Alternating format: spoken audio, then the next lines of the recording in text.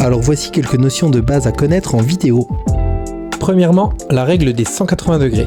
La plupart du temps, quand on filme un dialogue entre deux personnages, on va filmer un personnage, puis l'autre. C'est ce passage de l'un à l'autre qui forme un champ contre champ.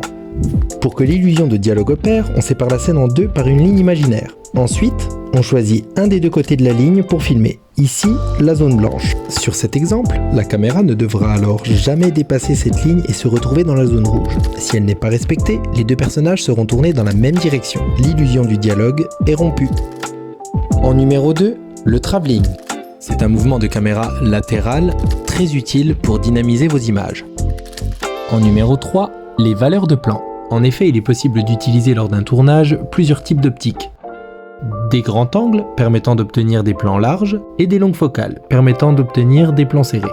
En 4, les plans de coupe. Ce sont des images fixes ou en mouvement utilisées pour assurer une transition entre deux plans séquences et permettant d'assurer du rythme à une séquence. En numéro 5, le multicaméra. Très utile si vous désirez réaliser des interviews ou tout simplement une scène nécessitant plusieurs caméras. Il faut alors faire très attention à ce que les deux caméras ou plus soient synchronisées parfaitement.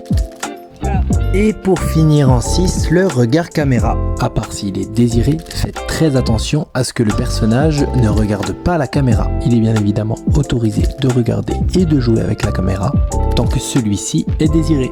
Le tuto est terminé, j'espère qu'il vous a plu. Et à bientôt pour de nouvelles aventures.